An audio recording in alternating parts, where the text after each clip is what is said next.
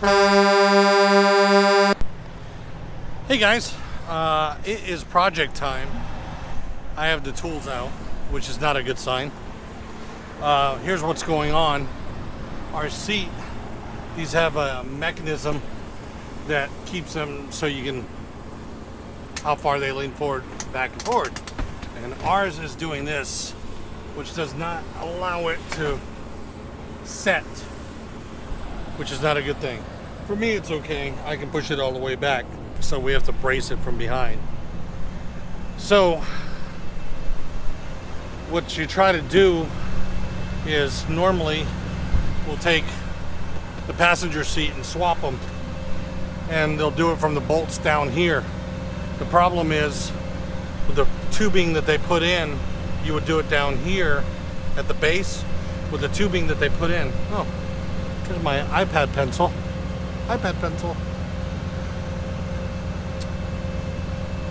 There's channeling underneath here, right there. You see that? And the bolts go through that, and that's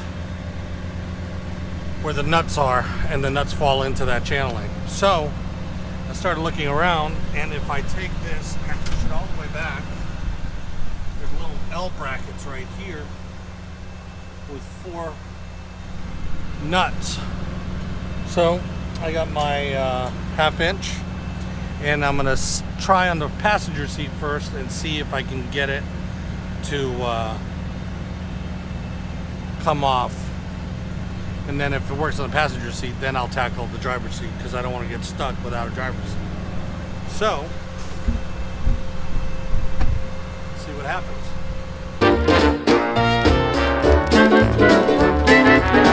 Looking at the seat a little bit better, and let me show you how this deduction worked and how I figured this out. So I started looking at this and what it meant. Then I started messing with this one and seeing what it did and how this moved this seat, and had nothing to do with that incline. So I was just like, well, wait a second. If that has nothing to do with the reclining of the seat, then why is it messing up on this side? So I came to look at the other side. When I got over here, I saw that this cap on this corner right here had a little screw. So I stuck the screwdriver in here, popped it off, and saw everything was working. Well, while I was in here, I found that this nut right here, this bolt, was loose. And it's 3 pieces in here. There's this piece, there's the sliding mechanism that goes on, and then where it bolts to. So you have to really, and it was all the way out. It was completely loose. So once I got it lined up, I was able to tighten it, and voila, it works. And I did not have to replace all the bolts or anything. And it is fixed. So if you're driving a Cascadia and you have a National 2000 seat and this backrest goes out on it, the problem is that bolt right there. Pull up the sleeve, line it back up, and put it back in, and wrench down on it, which I did. It's pretty good.